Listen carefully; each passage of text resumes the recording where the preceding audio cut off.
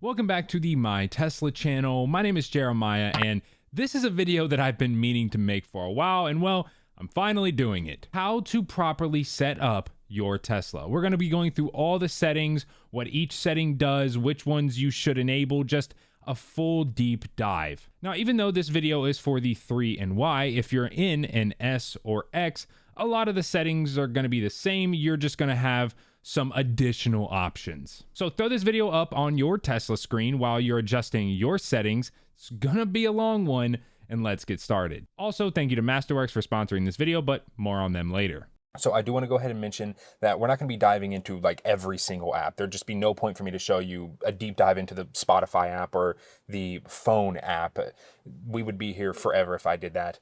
And secondly, there are some settings within the car settings that are super self-explanatory that we're just going to be skipping. So if you see me skip around, that's why, or skip past something. It's because it's asking you what language you would like to use or something, which you can decide for yourself on that one. You don't need my help. So the first thing you're going to want to do before you start messing with literally anything is to make sure you are in your actual profile. You can click on the top part of the screen, or if you're in the settings, it'll be in the settings menu as well. And you'll see here that I currently have an easy entry. Make sure that you're in your profile. Also, I do want to quickly mention the map. A lot of people, when they first get the car, their map will be north always up. I don't really know anyone that likes that unless you're just used to it. If you want to change it, the top right, you can select. And if you see an in with an arrow and it's like a dark circle, then that's north up. If you tap it again, then the front of the car will always be facing up. I recommend that to most people if you're coming from a car with Apple CarPlay, Android Auto, all of them default to your car facing up. So if you're having problems with that, that's how you change it. Also, I do run the satellite view instead of the maps view. I just think it has better contrast. I used to run the maps view, but I eventually changed it. I just prefer the satellite view. Now, last thing before we dive into the actual settings, that's going to be your bottom row of apps. This has been updated and changed. You could before change like what apps are at the bottom, but you have a little bit more flexibility now. So in order to change the apps that are in the My Apps section, just push and hold, and then you'll see that you have the ability to click and drag apps down. But you will also notice right here that I have my seat heater. No other app can go here. So calendar, it would just go into My Apps, rear defrost, that can't go there either. It is only your seat heat.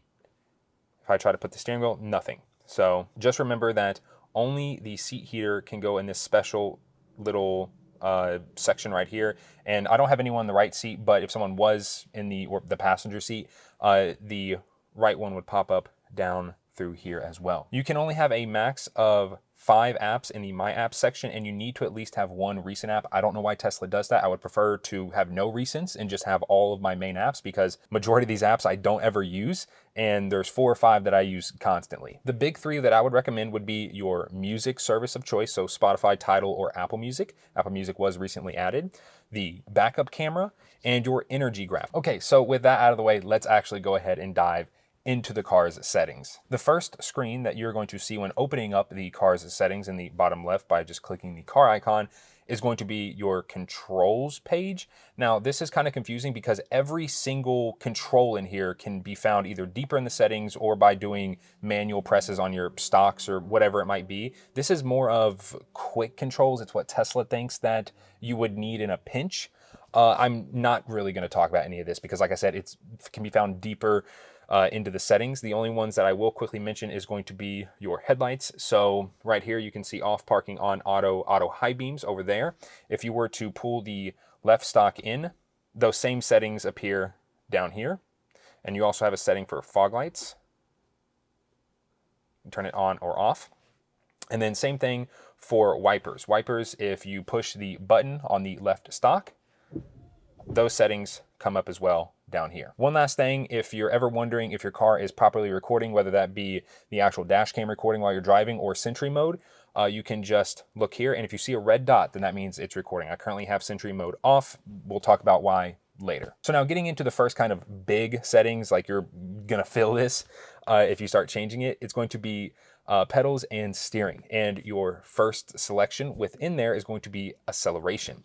Now, every car, doesn't matter if it's a base, long range, or performance, has chill mode. Chill mode essentially takes your power and cuts it in half. Now, your second option will depend on what trim you have. So whether it's a base, I believe they're also making a standard range Model Y, long range Model 3, long range Model Y.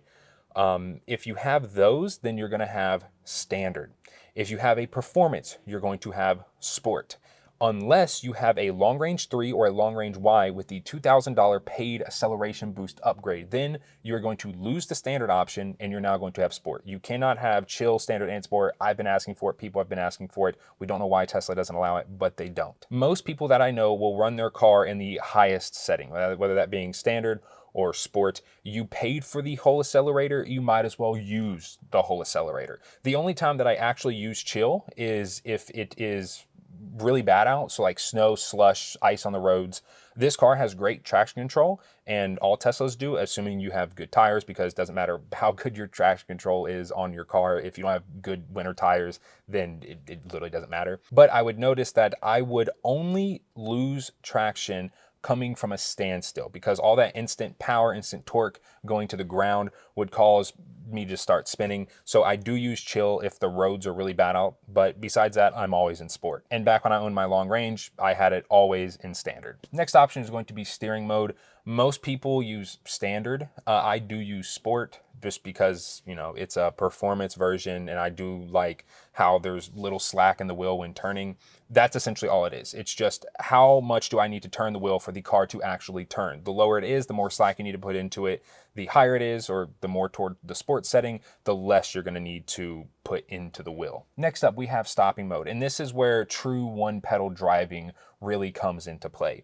Now, it doesn't matter whether you choose creep, roll, or hold, the car is going to regen all the way down to about 5 miles per hour. The best way that I can explain this is that if you're coming from an automatic ICE vehicle, so a gas car, you probably are going to be used to creep, where whenever you let off the brake pedal, the car starts slowly creeping forward, assuming that you're stopped. Roll is if you were in a gas car that was a stick or a manual. It's kind of like neutral. And then hold is true one pedal driving, where when you let off the accelerator, you don't need to press the brake, the car will automatically brake. Like I said, all of this only really matters down to about 5 miles per hour, because all these settings are going to act the same. You're going to get the same amount of regen. You can't change how strong the regen is. You used to be able to. It used to be a setting right above stopping mode, but it no longer is.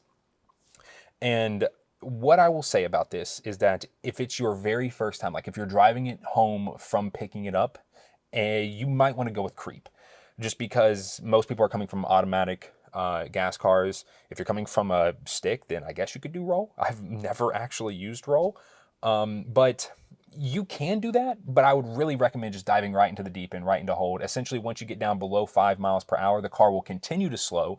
And then once you hit 0, you'll see a little H pop up in the top left corner where your speedometer just was, and that will mean that the back brakes on the car has engaged to hold you, and then whenever you press the accelerator, they disengage and you go. You can essentially drive with one pedal like this.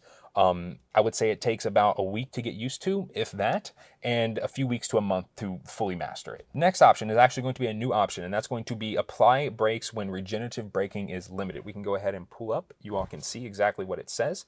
Now, I have actually had some experience with this during the last cold snap that we had. My battery was too cold to fully regen, so this was kicking in. And how you know it kicks in is that up here at the top, right now we're charging, but if we were driving, you know, you have your regen and your consumption bar.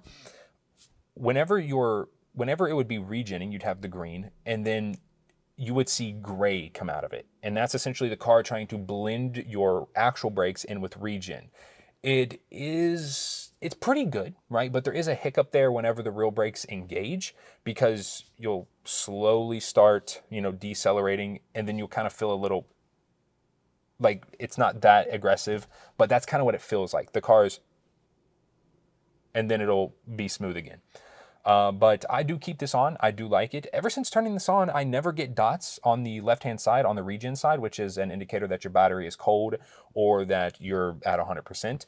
I never get dots anymore. So I do think that if you have this on, you just won't get dots anymore, because, you know, there's no need for them to tell you that your regen is limited because your rail brakes are kicking in because you have that setting turned on. I do recommend turning this on. Now, before we get into the next section, I quickly want to go into the browser to tell you all about the people that made this video possible, Masterworks. Now, it's pretty promising to see Tesla stock coming out swinging this year. But with the recent price cut fiasco, semiconductor shortages, and all the bad press, well, it's gonna be a long road back to those pandemic highs. Because, well, we're still down over 50% from a year ago. But what if I told you that there's another market that's still seeing gains? In fact, it's up double digits. And even Elon's an investor because over the last 26 years, this asset class has outpaced the S&P 500 by 131%. And experts are predicting its total value as an asset class to grow to 2.6 trillion by 2026. That asset class being fine art. And well, thanks to our friends over at Masterworks, you no longer have to be a billionaire to invest. Masterworks is a fintech platform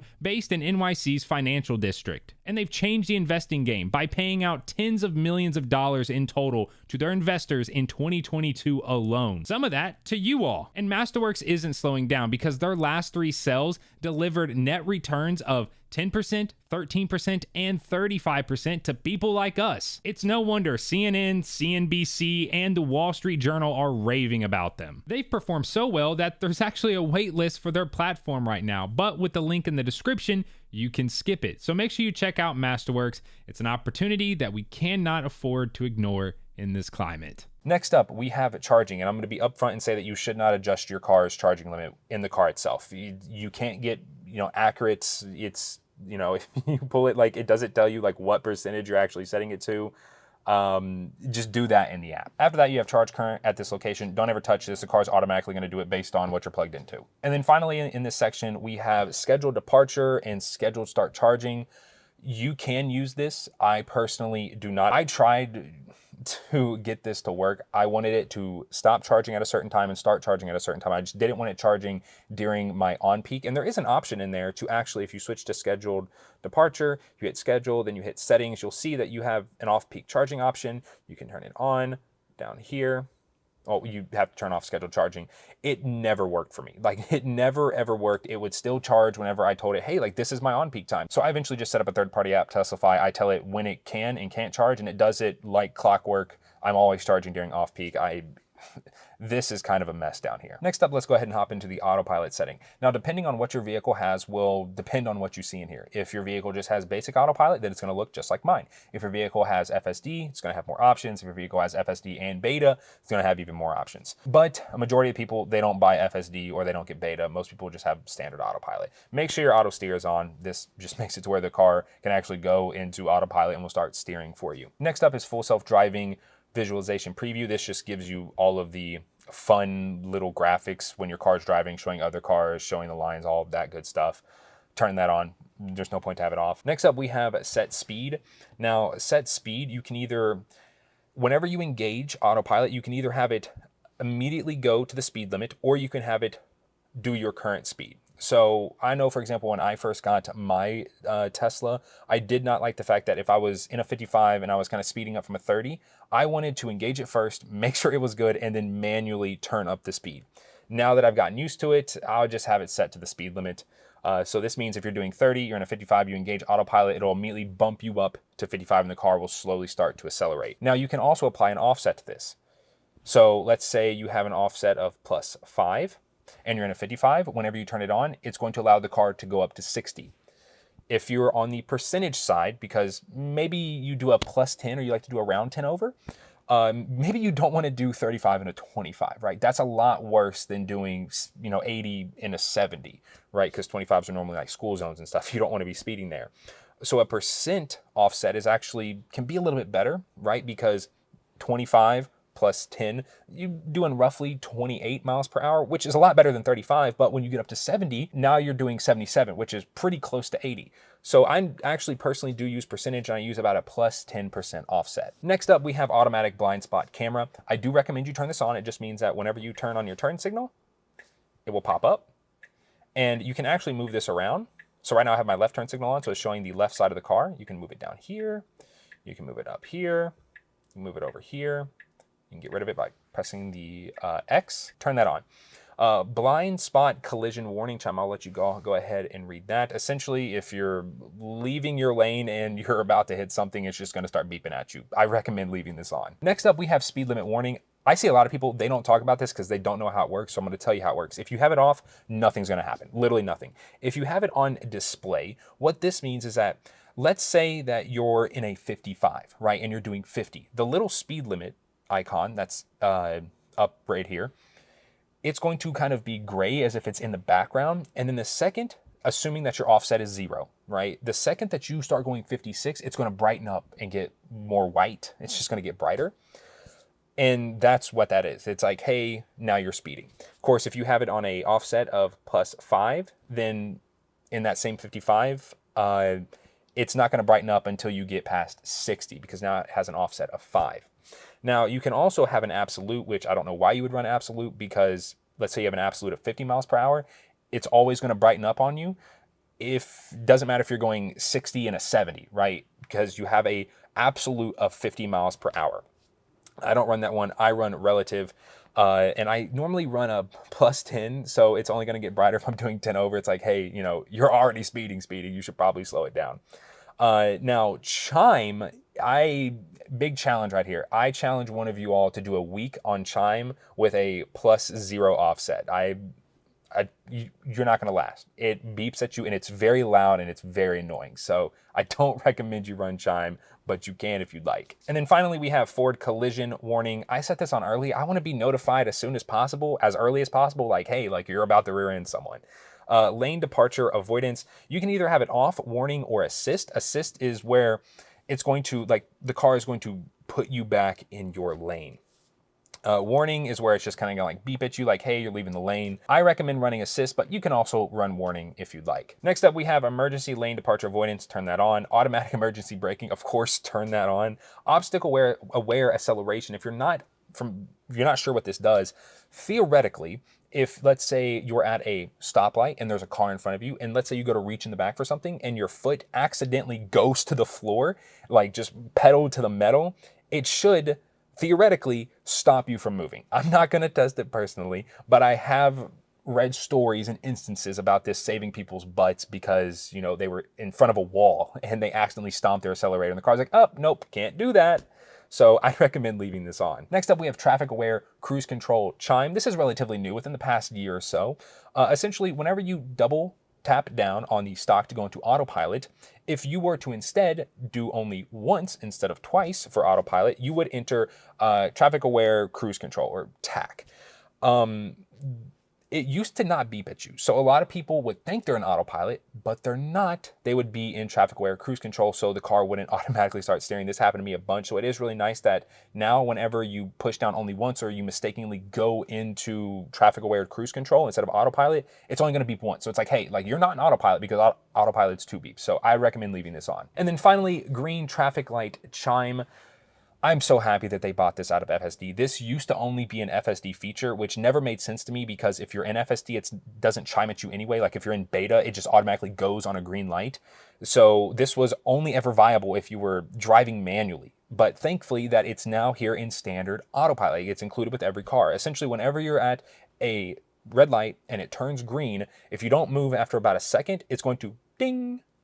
And then if you're sitting behind a line of cars and the car in front of you moves up a bunch as if, hey, the light's green, you're not paying attention, it's also going to ding at you. So I really recommend you leave this on. The dings aren't annoying or anything like that. It's just a nice, subtle little sound. Now, hopping on into the lock section, this is where you can just pair your phone, pair your key cards. This is also where you can have your child lock set, so you can either do off, both left or right. Window lock, same thing. It just locks the back windows. Of course, I don't have children. I don't have a reason to have my back windows locked, so I leave those off, but you know if you will. Walk away door lock, I do recommend leaving this on. Essentially, you just get out of the car, walk away, it automatically locks. You can exclude home. Driver door unlock mode, this was recently added. Essentially, it will only unlock the driver's door upon the car sensing that you're close enough for it to automatically unlock. This is nice if you're kind of like someone that only, you only drive by yourself and you don't want all the other doors unlocking for maybe safety reasons. You can turn that on. And if you do turn that on and you need to unlock your other doors, once you're inside of the vehicle, just press and hold the driver's side door button and it'll unlock the rest of the vehicle. And then next we have unlock on park. If it's a safety concern, you might want to turn this off. But whenever you go to exit the vehicle, it'll automatically unlock anyway. But if that's something that you don't want on, you can turn it off. I leave mine on. Next up, we have car left open notifications. Of course, I would want this. You probably want this as well, and you probably want it for doors and windows. You can exclude home. I personally don't, but you can. Lock confirmation sound, yes, you want this on. You're walking away from the car. You're going to be listening for that beep that it does whenever it locks, so I recommend leaving that on. And close windows on lock. This might disappear over the next coming months. I know that the NHTSA, the National Highway Traffic and Safety Administration, they are currently looking into this if it's unsafe. I do recommend leaving this on unless maybe you have something hanging out your window, you're packing stuff around. You might want to turn this off temporarily, but besides that, I do like to have it on. And then finally, we have the MyQ connected to garage. As you can see, it cannot connect to my MyQ account. Mine's been extremely buggy, but once you tap this for the first time, it'll pop up with a QR code. You scan that, you log in on your phone, you link your Tesla account, then you go up here, and instead of saying forgot garage location, it will say set garage location. You just essentially park right in front of your garage, you set it, and then you can have it auto open when arriving. You can adjust how many feet you need to be before it starts auto opening, auto close when leaving, which never worked for me personally, but you cannot adjust that. I believe it's a 20 or 30 feet distance once you're out of your garage. And then auto fold mirrors, which is kind of weird because I already have my mirror set to auto fold within the actual control settings. But you can also have it done here, and then you can also turn on a chime on auto open and close. I really recommend that because if you're like pulling out of your garage and then rebacking in to adjust, your garage might start closing on you. And you would want to know because it just beeped at you. So I do recommend turning that on. Next up, let's go ahead and get into lights. I'm not really going to be talking about headlights. You have your on parking off and auto. I leave mine on auto. I recommend you do too. You can have your front fog lights on or off. Dome lights, I have these on auto. So essentially anytime I open the door, the physical lights, the 4 physical lights in the car, those will auto turn on and turn off, but you can have them manually on or off via here. Ambient lights, I really do recommend leaving on. The car is very dark at night. Like even with a screen, if it's in dark mode, the car is very dark. This essentially just makes it to where the footwell lights stay on and the side door cubby lights stay on in the front and the back. I personally really like that. Next up, we have auto turn signals. This is actually a new option that was just released and it's fantastic. The S and the X had this. The new refresh ones because they don't have stocks. Essentially, anytime that you put on your turn signal and you complete a lane change, the car, of course, can tell that, hey, you just changed lanes, so it's automatically going to turn your turn signal off. I really recommend that you enable this. Then finally, we have auto high beams, of course, headlights after exit, and steering wheel lights. I leave all these on. Headlights after exit, you might want to turn off. I just personally like it because if I'm getting out somewhere dark, I would like to kind of see where I'm going, and my headlights will stay on for a minute after the car has been closed and locked. And if you're wondering about steering wheel lights, that's really just the 2 little arrows next to your scroll wheels. Now hopping into display, I do recommend you leaving on auto. Essentially, as soon as the cabin senses that it's too dark, it'll put it in dark mode. If it senses that it's too light, it will put it in light mode. And then brightness, you can adjust. I just leave it on auto. I do recommend just leaving both of these on auto. And then the final thing I want to talk about is going to be energy display. Now you can change it in here, right, from percentage to distance, but you can also change it by tapping percentage or distance next to the battery. You all know how I feel about this. There's no point to run distance. It's extremely inaccurate. It's your rated range and not your estimated range. Your rated range is how much Tesla thinks you should get based on their testing conditions, but their testing conditions are not your actual driving conditions. So if we were to switch to distance, as you can see, it states that I have 168 miles, but if we were to go into my energy graph and then we were to set to average range in the past 30 miles, as you can see with my past 30 miles of driving, how I'm driving, I'm actually going to get 135 miles. And of course, I'm going to continue to drive like that. It is pretty cold right now, but they think I should get 168. So it's just blatantly inaccurate information. If you have it set to percentage, that is much more accurate. Of course, it's never entirely accurate because of like BMS calibration and all that stuff, but that is much, much more accurate. And, I can understand running distance when first getting the car, but after a while, just start treating the battery percentage as kind of like a gas gauge, right? Like, if you're on 3/4 of a tank, that's essentially 75%. You're eventually going to start realizing like how much percent you're going to use driving to work. You're eventually going to get used to it, and percentage is much, much more accurate. Hopping on into trips, with the recent holiday update, you can now add these to cards. So if we were to scroll over here, you can see cards. You can have up to 4 displayed in cards. So if I was to display winter wheels, as you can see, I can't select anything else, but I can have up to 4 displayed. And I believe you need at least 2. I think you can only... Yeah, so you need at least 2 in the cards. I normally just run current trip since last charge, and then odometer. There's not really much to do in here. The only thing that I recommend doing is at the very bottom one, go ahead and change that to lifetime, especially when you're first picking up the car, and then never reset it. As you can see, my odometer is 2,897 miles and my lifetime is 2,987 miles. And so throughout the entire life of this car, it has used 848 kilowatt hours, and with an average energy efficiency of 293 watt hours per mile. Next up, getting into navigation. This is where you can adjust the nav voice, the voice that talks to you.